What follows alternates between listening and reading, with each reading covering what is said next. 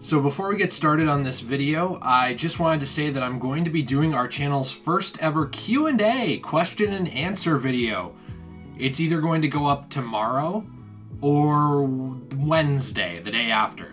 So if you have any questions for me, please leave them down in the comments below. If you want to make sure I see them as part of the QA, if you leave QA at the beginning of the comment, that would help me out. But if you don't, I will still be reading through the comments, so either way. And today, we have a video suggestion from a special subscriber.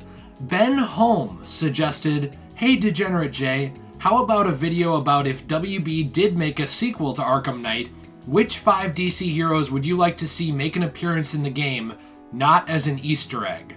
So essentially, what heroes would I want to see actually show up in the game? Now, I love suggestions like these, so if you have suggestions, please leave them. Also, if you have a better way for me to take a screenshot of a comment than the snipping tool, tell me, because I feel like they're starting to look bad.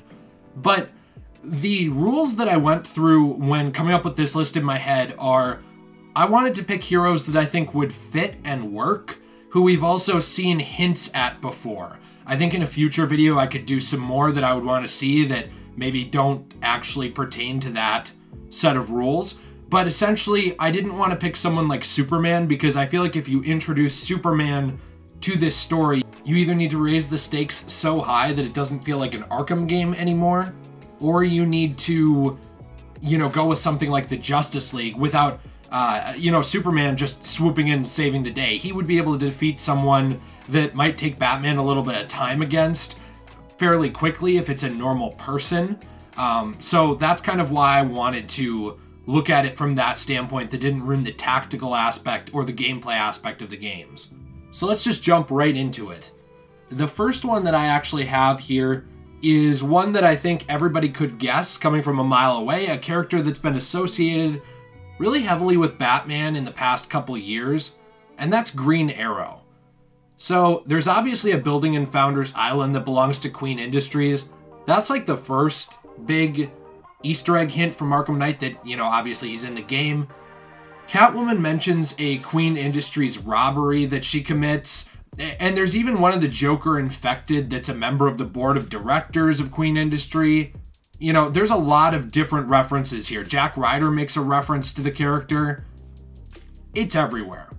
And I think that Green Arrow would work because he's not a powered vigilante. He's a lot like Batman. He operates on skill alone.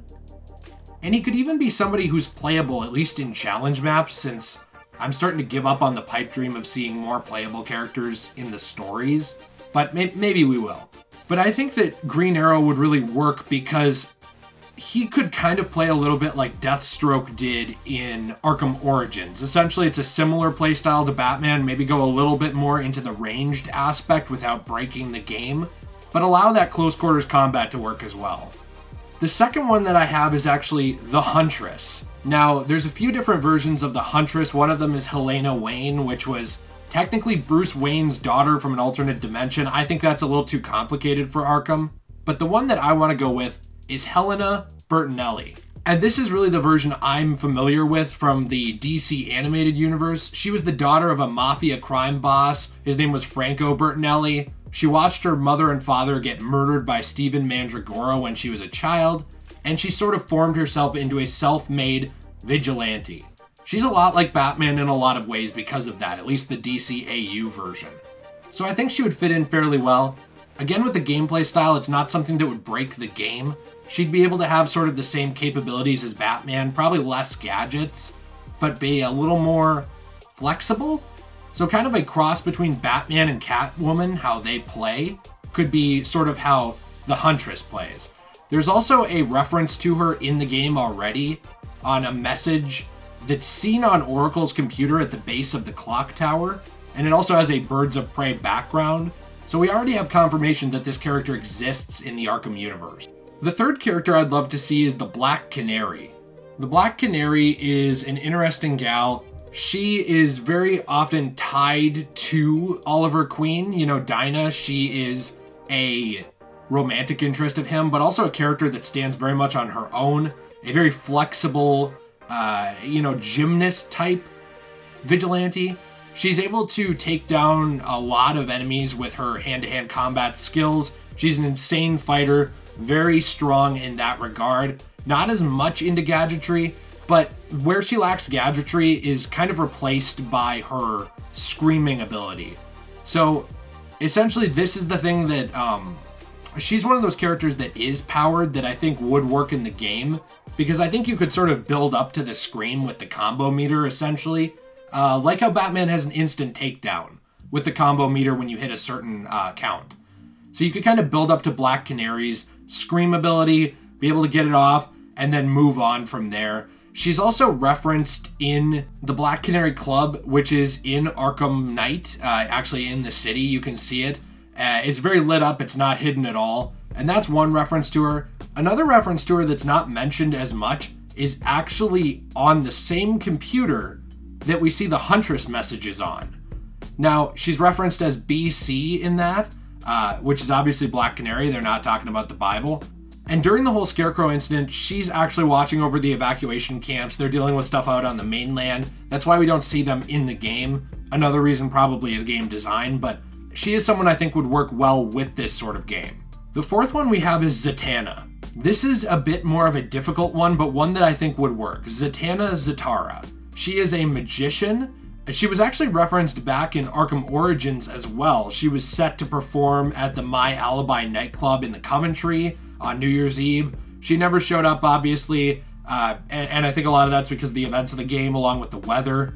And she's referenced again in Arkham Knight. There is a little magic shop that is a callback to her in Gotham City. And she's a character that's always tied to both Batman and the Justice League in the comics. So she's one that would definitely fit the tone.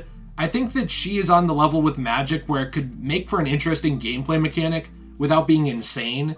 It's not like calling in Doctor Strange, you know, from the Marvel Universe where he would just end the fight immediately. She is very powerful, but I think they could sort of tone back some of these powers for this game so that it didn't break the gameplay mechanics and it wouldn't feel cheap. Like if you were to bring Superman in and totally scale him down to almost a normal person, he's not Superman anymore. I don't think that's the case with Zatanna. Zatanna has interesting magical abilities that sort of change depending on the interpretation of the character, and I think WB or Rocksteady, if they ever came back to this, could work pretty easily with that fact. The final one I have is a cult classic character, a DC fan favorite from the last decade. That's John Constantine. So obviously there's an office front for John Constantine that's found on Founders Island, ironically, found there. And he is not really a hero. He is at times, he's more of an anti-hero, a very duplicitous character with a flexible moral compass would be the nice way to say it, but very lovable. People love how he's written. He's sort of a scoundrel. It's interesting. He's sort of a cross between a Han Solo type personality and just a lowlife, but who also wants to most of the time do the right thing for the greater good. He's just willing to do bad things to get there. And his power, again, more so than Zatanna, it varies depending on the interpretation of the character.